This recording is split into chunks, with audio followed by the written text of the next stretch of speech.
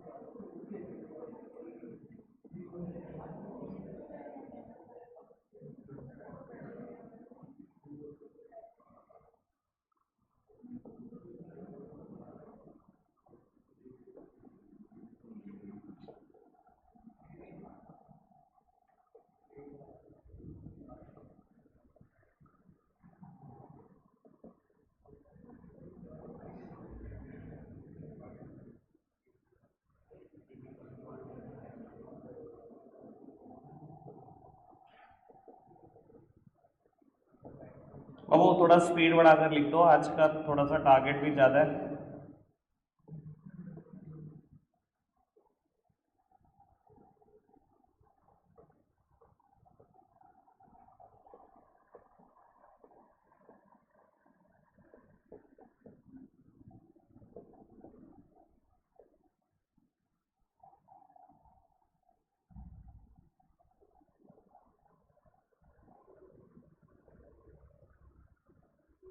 लो, इतना लिखो पहले फटाफट से, फिर मैं समझाता हूँ कुछ।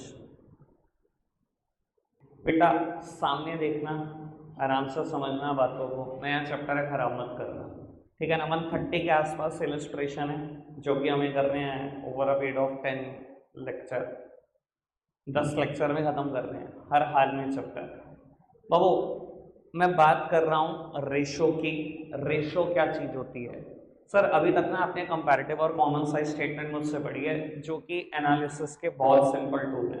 ये अब एक एनालिसिस का कॉम्प्लेक्स टूल आया है अब आपके सामने, ठीक है ना जी। आपकी एज के हिसाब से कॉम्प्लेक्स है, ठीक है जी। जब आप आगे बढ़ोगे तो इससे भी बढ़िया बढ़िया टूल आपके पास और होंगे।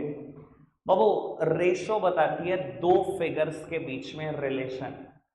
चाहे वो फिगर, दोनों फिगर बैलेंस शीट की हो, चाहे वो दोनों फिगर एसपीएल की हो, चाहे एक फिगर बैलेंस शीट की हो, चाहे एक फिगर एसपीएल की हो।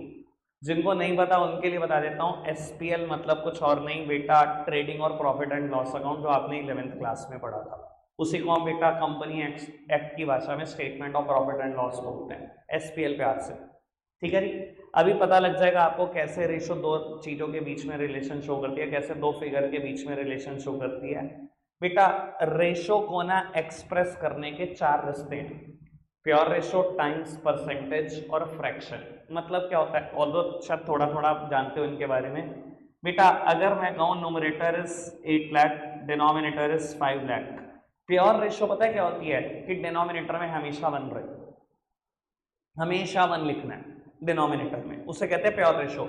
यानी कि अगर इसको लिखना है तो कैसे लिखोगे, 1.60 रेशो 1, ठीक है जी। अगर ये 4 लाख अपॉन 5 लाख होता तो 0.8 रेशो 1, इससे बोलते हैं हम प्योर रेशो। समझ में आई बात? अगर सेम चीज है, सेम फिगर्स हैं और मुझे टाइम्स में लिखना है तो क्या लिखूंगा, 1.60 टाइम्स 8 लाख, 5 लाख का कितना है 1.60 टाइम्स 60 है। और अगर सेम चीज को परसेंटेज में लिखना है तो बेटा अगर कभी भी किसी चीज को परसेंटेज में लिखना होता है तो मल्टीप्लाइड बाय 100 करना ही पड़ता है, यानी कि बेटा 160%, ठीक है। और अगर सेम चीज को फ्रैक्शन में लिखना है तो बेटा मुझे डिनोमिनेटर से कभी कोई मतलब ही नहीं होता, मुझे सिर्फ न्यूमरेटर से मतलब होता है, तो लिखूंगा 1.60। समझ में आई? यानी कि बेटा रेशो को लिखने के 4 अलग अलग रास्ते हैं। आपको बता देता हूं, मैंने इस चैप्टर में बहुत सारी रेशो पढ़ी है, बहुत सारी, बहुत ठीक ठाक। जब बहुत ठीक ठाक रेशोस मुझे पढ़नी है तो बेटा कुछ रेशो को मैं ऐसे रिप्रेजेंट करता हूँ, कुछ को ऐसे, कुछ को ऐसे और कुछ को ऐसे, पता लग जाएगा किसको कैसे रिप्रेजेंट करना है। ठीक है जी, चारों रास्ते समझ में आए। आप इसको लिखते रहो, मैं एक नया कंसेप्ट लिख रहा हूँ, वो भी साथ साथ कॉपी करते रहो, फिर उसे समझाऊंगा।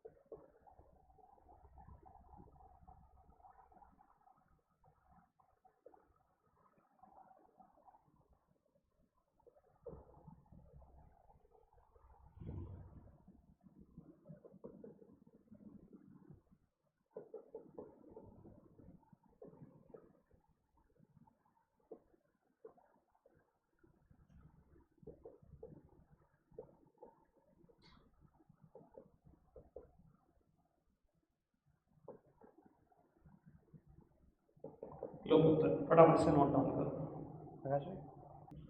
बाबू सामने देखना सब, मैं ना पहले लिक्विडिटी रेशियो स्टार्ट करूंगा, तो बाबू जैसे जैसे जो रेशियो स्टार्ट करता रहूंगा उसका मतलब बताता जाऊंगा। एक बात मैं आपको क्लियर कर देता हूं, 130 इलस्ट्रेशन का चैप्टर और आना है 6 नंबर का, ठीक है। और सबसे ज्यादा प्रैक्टिकल में वाइवा से क्वेश्चन पूछे जाते हैं इसी चैप्टर से, क्योंकि सबसे छोटे क्वेश्चन जनरेटिंग यहां से होते हैं। इस रेशो का फॉर्मूला बता दो, बच्चे से पूछ लिए। इस रेशो को कैसे रिप्रेजेंट करते हैं ये बता दो। इस रेशो के फॉर्मूला में ये चीज क्या है। सबसे ज्यादा क्वेश्चन यहां से पूछे जाते हैं। लास्ट टू लास्ट ईयर क्या हुआ, आज तक हिस्ट्री है, कभी इस चैप्टर का थियोरेटिकल क्वेश्चन नहीं आया, हमेशा practical question. Last to last year 3 number में क्वेश्चन आया, एक्टिविटी और टर्नओवर रेशियो क्या होती है, प्रोबेबिलिटी यूजेस। अब सर मुझे नहीं पता आप बैच में बैठ के कितना सुनते हो, ठीक है ना, लेकिन होनहार भी थे भाई, मैं ऐसा नहीं कहता सारे टॉपर मेरे पास ही होते हैं, लेकिन मेरे बच्चों ने बहुत अच्छे से तरीके से समझा दिया होगा टीचर को क्या होते हैं एक्टिविटी और टर्नओवर रेशो। क्योंकि बेटा अपना बेस ही नहीं है ना ऐसा कि रटवा दिया जाए, मुझे खुद नहीं आता रटवाना, मैं आपको कैसे सिखाऊं। तो रेशो में भी एक अक्षर भी रटोगे नहीं, अकाउंट्स में आज तक नहीं रटा तो बाबू आगे कैसे रटोगे। बेटा लिक्विडिटी रेशो क्या बताती है, सिर्फ मैंने एक बात लिखी है कि क्या फर्म अपनी करंट लायबिलिटी पे कर भी सकती है कि नहीं, क्या फर्म अपनी शॉर्ट टर्म लायबिलिटी पे कर भी सकती है कि नहीं। शॉर्ट टर्म लायबिलिटी का मतलब कुछ और नहीं, करंट लायबिलिटी से, बस ये बताती है लिक्विडिटी रेशो। अब मुझे ये बात भी प्रूव करनी है, रेशो कैसे दो फिगर्स के बीच में रिलेशन शो करती है, ये भी बात प्रूव करनी है। मैं स्टार्ट कर रहा हूं लिक्विडिटी रेशो, आऊंगा जरूर इस बात पर वापस। कंसेप्ट नंबर 60 लिक्विडिटी रेशो, और इसमें भी पहली रेशो है करंट रेशो।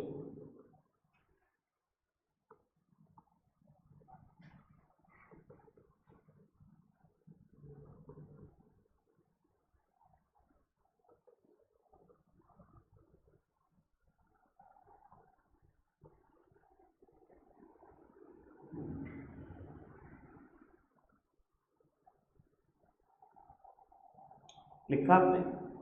इसके बाद ना 15 मिनट पेन मत चलाना, ठीक है जी बाबू। लिक्विडिटी रेशो, दो रेशो मुझे इसमें पढ़ानी है, आप सब सामने देखो, छोड़ दो बहन, कुछ नहीं होता, मैं लिखने का मौका दूंगा 10 मिनट 15 मिनट के बाद दूंगा, आप सामने देखो बाबू। लिक्विडिटी रेशो, दो रेशो इसमें पढ़नी है मैंने, ऐसे ही जब हम नेक्स्ट वन पढ़ेंगे सॉल्वेंसी रेशो, उसमें 4 पढ़नी है, एक्टिविटी और टर्नओवर रेशो उसमें 7-8 पढ़नी है, प्रॉफिटेबिलिटी रेशो उसमें 5-6 और पढ़नी है, तब जाके कहीं चैप्टर खत्म होने की तरफ बढ़ेगा बाबू। लिक्विडिटी रेशो में दो रेशो पढ़नी है, पहली रेशो है करंट रेशो। करंट रेशो का फॉर्मूला है C/CL, मतलब current assets upon current liability. आपको याद है बेटा मैं बोलता आ रहा हूँ जब चैप्टर 1 करा रहा था, ये बुक बिल्कुल खराब है अगर चैप्टर 1 नहीं आता। आज आपको पता लग जाएगा मैं क्यों बोलता आ रहा हूँ, आज बिल्कुल अच्छे से एहसास दिला दूंगा मैं कि पहले चैप्टर की इंपॉर्टेंस क्या है, ठीक है जी। चलो वो तो एहसास दिलाऊंगा 2 मिनट के बाद, पहले आपको कुछ बातें क्लियर कर दूं। मान लो बेटा मेरे बिजनेस की करंट एसेट्स है 3 लाख और मेरे बिजनेस की करंट लायबिलिटी है 2 लाख, मान लो ऐसा है। रेशो, इस रेशो को बेटा प्योर रेशो की फॉर्म में रिप्रेजेंट करते हैं, यानी कि आंसर क्या आएगा 1.5:1। प्योर रेशो है तो डिनोमिनेटर में 1 आना ही आना है, छोड़कर मत आ जाना, नंबर नहीं मिलेगा, ठीक है जी। क्या समझे, रटना नहीं है। आधे से ज्यादा टीचर का कहना है ये C/CL फॉर्मूला होता है बेटे। क्वेश्चन कर शुरू, 15 क्वेश्चन हो जाएंगे, मुझे भी पता हो जाएंगे 15, मुझे भी आते हैं कराने। फिर एनालिसिस क्या सीखा अगर रटी लिया तो, कैसे बुक का नाम है एनालिसिस ऑफ फाइनेंशियल स्टेटमेंट, अगर यही करना था तो। बहुत सारे टीचर की बुक 1 महीने में खत्म हो जाती है, मेरी 1.5 महीने ले लेती है, सिर्फ वजह एक ही है, मैं एनालिसिस सच में सिखाता हूँ भाई। इससे मैं पता है क्या समझा बाबू, करंट लायबिलिटी को पहली बात करंट एसेट्स के साथ ही क्यों कंपेयर कर रहे हैं, why not fixed assets, compare कर लो। अगर मैं टी फॉर्म बैलेंस शीट सिखाऊं आपको, जो आप बचपन में पढ़ के आते थे वो 11th क्लास में, तो बाबू इस तरफ क्या लिखते थे सबसे पहले, कैपिटल, फिर नॉन करंट लायबिलिटी और current liability. Non current liability को लॉन्ग टर्म लायबिलिटी भी बोलते थे कुछ बच्चे 11th क्लास में। एसेट्स 2 लिखते थे, चाहे बोल लो नॉन करंट एसेट्स या फिक्स्ड एसेट्स, और लिखते थे करंट एसेट्स। बाबू करंट लायबिलिटी होती क्या, which is expected to be paid within 12 month और ऑपरेटिंग साइकिल, अगर मैं थोड़ा सा ऐड कर दूं 12 का तड़का। और बाबू करंट एसेट्स क्या होती है, which is to be converted into cash और cash equivalent within 12 month और विद इन ऑपरेटिंग साइकिल। बाबू ये वो लायबिलिटी है जो 12 महीने में पे करनी है, ये वो लायबिलिटी है जो 12 महीने में कैश में कन्वर्ट हो जाएगी। आपको नहीं लगता बिल्कुल सही कंपैरिजन हो रहा है? क्या कंपैरिजन ऐसे करूं, करंट लायबिलिटी को पे करने के लिए कभी फिक्स्ड एसेट्स बेची जा सकती हैं दुनिया में, पहले मुझे ये बताओ।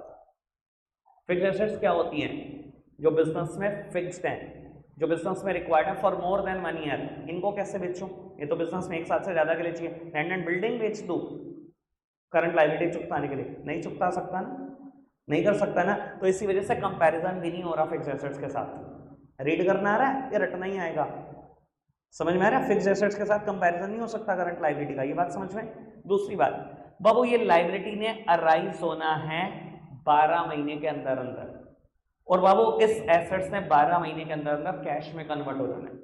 यानी कि बेटा अगले 12 महीने के अंदर अंदर मेरे पास 3 लाख रुपए आएंगे और मुझे 2 लाख देने हैं। मतलब yes, firm is able to pay its current liability. दिखाई दे रहा है कि फर्म अपनी करंट लाइबिलिटी पे कर पाएगी अगर अराइज हुई तो। दिखाई दे रहा है? रटना नहीं है, मैं फॉर्मूला बता के बस कर सकता हूं। मुझे आता है कैसे पढ़ाना है, जैसे उन टीचर्स को आता है, मुझे भी पता है कैसे पढ़ाते हैं। मैं एनालिसिस सिखा रहा हूं, मैं ये एक्सपेक्ट कर रहा हूं बड़े औहदे पे पहुंचना है आपने।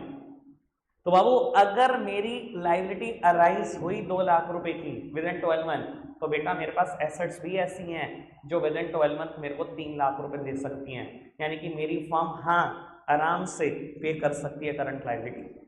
क्या ये दिखाई दे रहा है कि रेशो 2 फिगर के बीच में ही रिलेशन शो करती है? यही लिखा था मीनिंग में, समझ में आया? लिक्विडिटी रेशो में क्या लिखा था? Whether the firm is able to pay its current liability और नॉट। दिखाई दे रहा है? इस रेशो में मैं यही पढ़ रहा हूं कि फर्म अपनी करंट लायबिलिटी पे कर भी सकती है कि नहीं। ठीक है जी, आगे बढ़ाऊं बात को। बाबू इसकी ना एक आइडियल रेशो भी है।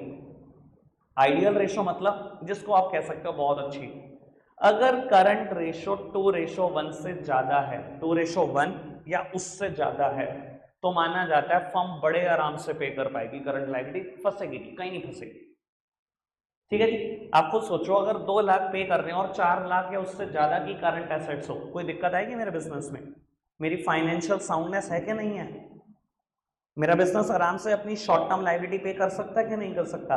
तो बाबू आइडियल रेशो इसकी बताई गई है 2:1 और मोर। अगर 2:1 से रेशो ज्यादा है तो समझ जाना बिजनेस में कोई दिक्कत नहीं आने वाली। सीए के ऑफिस में बहुत सारे लोग आते हैं अपनी बैलेंस शीट लेकर कि सर कुछ एनालिसिस कर देते, कुछ बता देते हैं हमारे बिजनेस के बारे में कि कैसा चल रहा है। तो ये एक बड़ी इंपॉर्टेंट रेशो है जिसके ऊपर हम विचार व्यक्त करते हैं। समझ में आ रही है बात? कोई दिक्कत कोई परेशानी तो नहीं? आगे बढ़ सकते हैं बाबू। अब मुद्दा ये उठता है करंट एसेट्स क्या है, करंट लायबिलिटी क्या है। अब आएगा चैप्टर 1 नानी दादी याद। और मैंने उस लेवल पे कराया हुआ है कि मेरे से उम्मीद मत करना कि मैं बहुत लंबा डिस्कशन करने जा रहा हूँ। 10 लेक्चर में ऑलरेडी लगा कर रहा हूँ। तो बाबू करंट लायबिलिटी क्या है, मुझे तो कुछ बोलना ही नहीं। एस्टोस, शॉर्ट टर्म बोरिंग, आप याद करो क्या था, ट्रेड पेबल आप याद करो, अदर करंट लायबिलिटी तो खैर कुछ थी नहीं, वो 12-13 थी, और शॉर्ट टर्म प्रोविजनिंग। याद आ गया होगा सब कुछ। बाबू करंट एसेट्स क्या है? सिट CSO, CITCSO, ठीक है ना? 6 चीजें हैं, current investment, inventories, trade receivables, cash and cash equivalent, short term loans and advances, other current assets. Sir अगर मुझे आज ये पढ़ाना पड़े ना अगर, तो लानत है आपके ऊपर। मैंने इतना तो मेहनत करी थी इस चैप्टर में, ठीक है ना? और ये भी कहा था बुक चलेगी नहीं बेटा अगर ये नहीं आता होगा। अब बाबू यहाँ पर ना कुछ एनालिसिस है मेरा, वो थोड़ा सा आराम से समझने की कोशिश करना। बाबू पूरी करंट लायबिलिटी में पूरा स्टॉस लो, मुझे कोई प्रॉब्लम नहीं। करंट एसेट में पूरा सिट CS लो, मुझे कोई प्रॉब्लम नहीं। लेकिन कुछ एक्सेप्शंस के साथ। बेटा इन्वेंट्री में सारी इन्वेंट्री ले लेना, लेकिन 2 इन्वेंट्री एक्सक्लूड कर देना। क्या होती है 2 इन्वेंट्री? प्लीज सामने देखना, loose tools and stores and spares. क्यों एक्सक्लूड करना है इनको, मैं थोड़ा सा रीजन बता देता हूं। रटोगे परेशान रहोगे, समझते रहोगे, आपको लगेगा अकाउंट्स ऐसी तो मस्त चीज कोई है ही नहीं। ऐसा क्यों? इन दोनों को क्यों एक्सक्लूड करना है? बेटा अगर मेरी करंट लायबिलिटी कभी भी अराइज हो जाती है, कभी भी विद इन 12 मंथ कभी भी अराइज हो सकती है, 6 महीने बाद अराइज हो गई, तो सर मैं कुछ भी बेच दूंगा, इन्वेंट्री में पड़ी हुई शायद रॉ मटेरियल भी बेच दूंगा, पर किसी भी हालात में बेटा ये दोनों चीजें बिजनेस में बेची नहीं जाती। लो स्टॉल्स क्या होते थे याद हो तो? अगर टूल किट, यार अगर मैं टूल किट आज उठाकर बेच दो अपनी करंट लायबिलिटी को पे करने के लिए, कल मशीन में दिक्कत आ जाए फिर दोबारा खरीद के लाओगे? बेच दोगे क्या टूल किट? ईमानदारी से बता दो, नहीं बेचोगे ना। स्टोर्स एंड स्पेयर्स, ये क्या था? ग्रीसिंग, ऑयलिंग वगैरह, जिनको मैं बोलता था अपनी भाषा में कंज्यूमेबल्स, जो मशीन चलने के साथ साथ कंज्यूम हो जाते हैं। अब वो मशीन है बहुत सारी, रोज सुबह ग्रीस और ऑयल की जरूरत है मशीन को, क्या मैं बेच दूंगा करंट लायबिलिटी को पे करने के लिए? इसी वजह से करंट एसेट्स में इन दोनों चीजों को करंट एसेट्स का पार्ट ना बनाना। मैंने और लॉजिक समझा दिया, लॉजिक याद रखोगे पूरी जिंदगी नहीं भूलोगे। रटना है तो भाई रटते रहो। ठीक है जी। ट्रेड रिसीवेबल्स में दो चीजें आती हैं, डेटर और वीआर। बाबू यहाँ डेटर लेना, लेकिन उसमें से माइनस कर देना provision for bad and doubtful debt, provision for bad and doubtful debt. ऐसा क्यों, माइनस क्यों कर देना? बेटा मैं कभी नहीं चाहता इस रेशो का ओवर एस्टिमेशन हो जाए। आपको भी वैसे अगर याद कराना तो शॉर्ट टर्म प्रोविजंस में एक प्रोविजन होता था, provision for bad and doubtful debt, ये करंट लायबिलिटी का पार्ट होता है ना एज पर कंपनीज एक्ट, ऐसा ही था ना बाबू। इस प्रोविजन को यहाँ नहीं लेना, यहाँ डेटर में से माइनस करके दिखाना है। ऐसा क्यों बाबू? अगर मैं माइनस करके नहीं दिखाऊंगा ना, it lead to the over estimation और एक करंट रेशियो को ज्यादा अच्छा दिखाएगा, बेहतर दिखाएगा। समझाने के लिए एक बात बोलता हूँ, आपने मार्केट से 1 लाख रुपए लेने हैं, पर आपको पता है 60,000 रुपए डूबे हुए हैं, आपने प्रोविजन बनाया हुआ 60,000 का, ठीक है। अगर मैं सिर्फ ट्रेड रिसीवेबल को यहाँ शो करूँ, इस प्रोविजन को माइनस ना करूँ, यहाँ मैंने करंट एसेट को 1 लाख रुपए से बढ़ाया होगा कि नहीं? जबकि एक्चुअली में डेटर है कितने के? 40 के ही हैं। अगर मैं यहाँ पे 1 लाख रुपए दिखाऊंगा इसको, मेरी करंट रेशो कहीं ना कहीं कुछ बेहतर दिखाई देगी, लोगों का बेवकूफ बना सकता हूँ मैं, पर वो कंपनी लॉ चाहता नहीं है कि आप लोगों का बेवकूफ बनाओ, तो इसलिए उन्होंने कहा कि डेटर में से प्रोविजन को माइनस करके दिखाना है आपको। समझ में आई बात? पक्का से? ये है मेरा एनालिसिस। जितनी देर में मैंने लिखा वो तो 1 मिनट में लिख दिया, एनालिसिस में मैंने लगा दिया 10-12 मिनट। मुझे लगता है अब इतनी बात क्लियर होगी, ठीक है जी। इस पर बेस्ड एक क्वेश्चन मैं कर रहा हूँ। मैं आज आपको होमवर्क नहीं दूंगा क्योंकि आपने सुबह ही आना है, वो परेशानी हो जाएगी होमवर्क दूंगा तो, लेकिन अगर पढ़ के नहीं आओगे इसको तो रायता हो जाएगा, चैप्टर खत्म हो जाएगा आपका आज ही। चलो जी, अब आओ मैं इसके ऊपर एक क्वेश्चन दिखा दूं आपको, फिर मेरे को एक और रेशो का डिस्कशन करना है छोटा सा।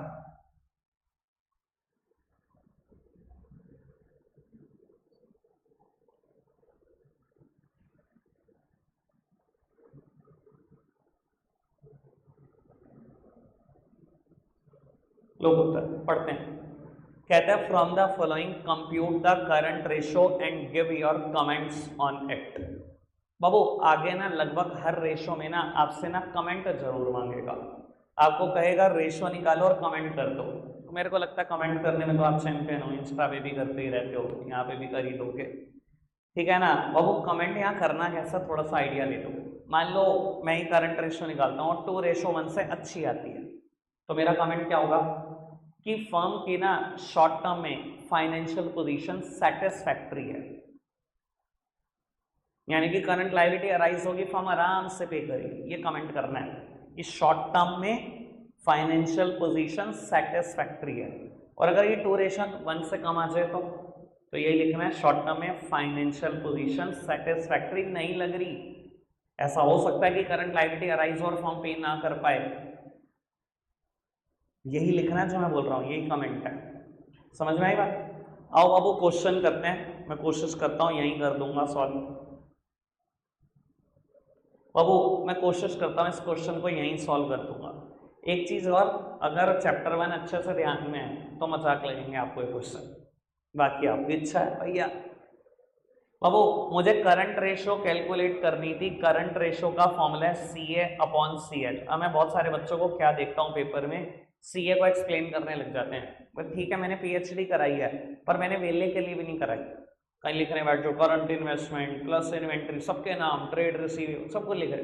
भैया जो क्वेश्चन में दिया हुआ है करंट एसेट वही लिखो फॉर्मूला में, ज्यादा हीरो ना बनो, ठीक है जी। और कुछ डेटा आपको परेशान करने के लिए होगा, एक्स्ट्रा होगा, जैसे कि नॉन करंट इन्वेस्टमेंट। भैया मैंने क्या करना है नॉन करंट इन्वेस्टमेंट का, तो करंट एसेट का पार्ट ही नहीं होता, ना करंट लायबिलिटी का पार्ट होता।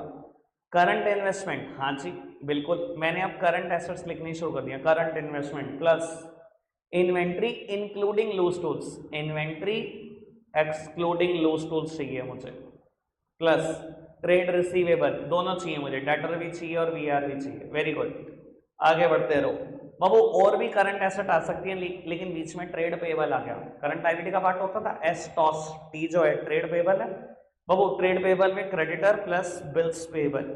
लॉन्ग टर्म बोरोइंग मुझे नहीं चाहिए, क्यों? नॉन करंट लायबिलिटी में पहला पार्ट होता है लॉन्ग टर्म बोरोइंग, एलडोल। सर शॉर्ट टर्म बोरोइंग मुझे चाहिए, करंट लायबिलिटी का पार्ट है। Then short term provision again मुझे चाहिए, then cash and bank balance, cash और कैश इक्विवेलेंट का पार्ट है कैश एंड बैंक बैलेंस। ठीक है जी, फिगर पुट करो आप सबकी, आंसर आपके सामने होगा। ठीक है जी, उतनी करंट एसेट्स लिखो, उतनी करंट लायबिलिटी लिखो जितनी क्वेश्चन में है, हीरो नहीं बनना फालतू, समय बर्बाद होगा और कुछ नहीं होगा ज्यादा हीरो बनोगे तो। ठीक है बाबू, करंट इन्वेस्टमेंट मेरे पास 40,000 रुपए, इन्वेंट्री 2,80,000 रुपए है, लेकिन उसमें 50,000 के लूज टूल्स हैं, हटा दो, 2,30,000, debtor 160, bills payable 20,000, sorry bills receivable 20,000 बेटा। उसके बाद क्रेडिटर और बिल्स पेबल 1,20 और 1,10, लॉन्ग टर्म बोरोइंग है नहीं, short term borrowing 50,000, short term provision 20,000 और कैश और बैंक बैलेंस 30,000। 30 और 20 50, 50 और 2 लाख, 2.5 लाख, 4,80, 4,80,000 और ये 2 लाख, यानी कि बेटा रेशो आ गई 2.4:1। क्या लिखूंगा comment? Short term financial position of the company is satisfactory, company is able to pay its current liability, खत्म। कमेंट समझ में आया? सिंपल, कोई दिक्कत तो नहीं आई? बाबू मैंने अभी कहा था लिक्विडिटी रेशो में मुझे कितनी रेशो बढ़ानी है? 2। मैंने एक ही कराई अभी करंट रेशो, दूसरी मेरे साथ साथ लिख दो, मेरे साथ साथ लिख दो। आपने और कुछ अगर नहीं भी लिखा चलेगा, मुझे फॉर्मूला लिखा चलेगा, बस एक बात और लिख लो इस फॉर्मूला के साथ कि इसकी आइडियल रेशो 2:1 है।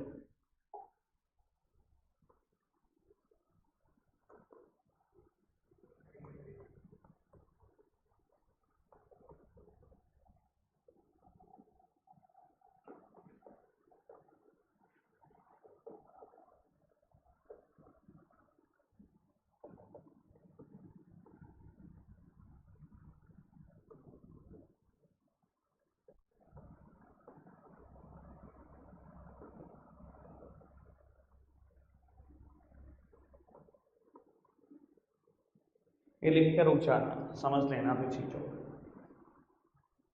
सामने देखना बेटा। लिक्विडिटी रेशो के 2 पार्ट हैं, करंट रेशो और लिक्विड रेशो।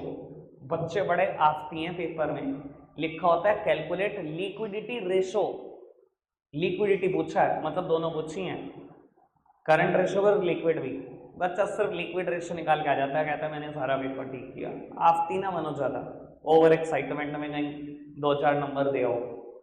ठीक है जी, लिक्विडिटी रेशो के 2 पार्ट हैं, करंट रेशो और लिक्विड रेशो। लिक्विड रेशो के 2 और नाम भी हैं, एसिड टेस्ट रेशो या क्विक रेशो। बाबू लिक्विड रेशो किसके बराबर है? बहुत आसान है, बहुत ही मजाक बात है, liquid assets upon current liability के। बाबू ये लिक्विड एसेट्स क्या चीज होती है? आज तक करंट एसेट्स तो बढ़ी है, लिक्विड एसेट्स नहीं बढ़ी। कोई दिक्कत नहीं, मैं आज बता देता हूं आपको, ठीक है ना। और फिर एनालिसिस मेरा सबसे इंपॉर्टेंट चीज। लिक्विड एसेट्स क्या होती है बेटा? जो बिल्कुल कैश के बराबर है, बिल्कुल ही कैश है, उन्हें बोल रहे हैं लिक्विड एसेट्स। इसका मतलब पता है क्या है? कि अगर current liability with in 12 month ना अराइज हो, आज ही अराइज हो जाए, अभी बिल्कुल अभी अराइज हो जाए या with in a month arise हो जाए, तो क्या आप करंट लायबिलिटी पे कर भी पाओगे कि नहीं, ये बताती है रेशो। तो इसलिए इसका कंपैरिजन ऐसी एसेट्स के साथ किया जा रहा है जो 1 महीने के अंदर अंदर तो कैश दे ही नहीं। समझ में आ रही है बात? पक्का से? तो बाबू लिक्विड एसेट्स में सारी करंट एसेट्स नहीं आती, कुछ करंट एसेट्स को माइनस कर दो तब जाकर बनेगी लिक्विड एसेट्स। अब पूरा सेट सीएस है करंट एसेट्स में, तो बस वो नहीं है, loose tools, shorts and spares और प्रोविजन, है ना। मैं कुछ और चीजें भी माइनस कर रहा हूं ताकि ये लिक्विड बन जाए। माइनस कर दो आई सेट सीएसओ का मतलब इन्वेंट्रीज। क्यों सर? आप बड़े अच्छे से जानते हो, सब जानते हैं, दुकान पे रखा हुआ सामान अभी बिक जाएगा अभी सारा? ऐसा हो सकता है? ईमानदारी से बताओ, नहीं हो सकता। समझ में आ रहा है ना मैं लिक्विड एसेट्स का क्या मतलब है? जो अभी बिक जाए सारी, या अभी कैश दे दे, या 1 महीने के अंदर अंदर तो दे दे। ठीक है जी बाबू। और माइनस कर दो प्रीपेड एक्सपेंस। पहले तो यही याद कराना मुश्किल होगा, ये आता कहां था। और माइनस कर दो एडवांस टैक्स। आता कहां था पहले याद करा देता हूं। सिट सीएसओ अदर में आता था, अदर करंट एसेट्स में दोनों नाम लिखे हुए हैं आपने। ठीक है ना, याद ही नहीं है, क्या करनी बात है ऐसी करके। प्रीपेड एक्सपेंसेस माइनस कर दो, क्यों सर? अगर मैं किसी को एडवांस में पे कर चुका हूं सर, कभी कैश वापस आता है वहां से? सर्विसेज वापस आ सकती हैं, कैश नहीं आ सकता। मान लो मैं बेटा रेंट की जगह पे ही था, ठीक है, मैंने रेंट पे कर दिया लैंडलॉर्ड को एडवांस, ठीक है, अगले महीने का। अगर मैं 2 दिन के बाद मुझे रेंट वापस कर देते हो, मुझे भी जरूरत है, आ जाएगा वापस? सारी दुनिया जानती है ना नहीं आएगा। तो मानते हो ना बेटा, ये कभी मेरी लिक्विड एसेट हो ही नहीं सकता प्रीपेड एक्सपेंस। बेनिफिट जरूर मिल सकता है, वो ये जरूर कह देंगे कि अगले महीने यूज कर लेना, जगह कुछ मत देना, कैश तो वापस नहीं आएगा। तो अगर मेरी करंट लायबिलिटी हाथों हाथ राइज होगी तो यहाँ से कैश तो नहीं मिलेगा, बाहर निकाल दो, फिर फायदा ही क्या ऐसी एसेट का जो लिक्विड है ही नहीं। सेम वे एडवांस टैक्स, अगर मैं गवर्नमेंट ऑफ इंडिया को एडवांस टैक्स पे कर चुका हूँ और मैं कहूँ नहीं नहीं नहीं जी, मैं थोड़े दिन बाद दोबारा टैक्स दे दूंगा, अभी आप वापस कर दो, दे देगी गवर्नमेंट ऑफ इंडिया। तो क्या ये इनकम टैक्स रिटर्न में एडजस्ट करना, अपना पूरा टैक्स बताओ कितना है, उसके बाद देखेंगे, यही तो जवाब होगा। तो बाबू मैंने ऑन लॉजिक बता दिया कि लिक्विड एसेट क्या है। बेटा करंट एसेट्स में से 3 चीजों को माइनस करने पे आपको लिक्विड एसेट्स मिलेंगी, ठीक है जी। अगेन आपको पता है लिक्विडिटी रेशो क्या बताती थी? Whether the firm is able to pay its current liability और नॉट। क्या ये रेशो से भी मुझे पता लग रहा है कि क्या फर्म अपनी करंट लायबिलिटी पे कर भी पा रही है कि नहीं? ठीक है ना बाबू, अगर लिक्विड एसेट्स 3 लाख हैं और करंट लायबिलिटी 2.5 लाख भी हैं, तो भी हम मानते हैं कि सिचुएशन बहुत ज्यादा सेटिस्फैक्टरी है। सर क्यों? अगर बाबू वैसे तो इसने अराइज कब होना है? विद इन 12 मंथ, और मैं कैसी एसेट्स के साथ कंपेयर कर रहा हूं इसको, जो मेरे को अभी कैश दे सकती हैं, अभी नहीं तो 1 महीने में कैश दे सकती हैं। अगर मेरे पास 1 महीने के अंदर अंदर 3 लाख रुपए आ सकता है और मैंने 12 महीने के अंदर अंदर 2.5 लाख देने हैं, भैया मेरी सिचुएशन तो बहुत ठीक चल रही है। रीडिंग करनी आ रही है ना? फिर तो मेरी सिचुएशन बहुत ठीक चल रही है। बेटा इसकी आइडियल रेशो होती है 1:1, करंट की है 2:1, इसकी 1:1 और मोर। अगर ये 1:1 से 1:1 भी है या उससे अच्छा है तो बाबू ये आपके लिए सेटिस्फैक्टरी पोजीशन है, कहीं नहीं आप शॉर्ट टर्म में दिवालिया हो जाओगे। शॉर्ट रन में आपको कोई दिवालिया नहीं कर सकता, आप शॉर्ट टर्म में सॉल्वेंट रहोगे हमेशा। सिचुएशन क्लियर है पूरी? रीडिंग क्लियर है? वाइंड अप कर दूं एक क्वेश्चन दिखाकर? चलो जी एक क्वेश्चन देख लेते हैं इस पर बेस्ड।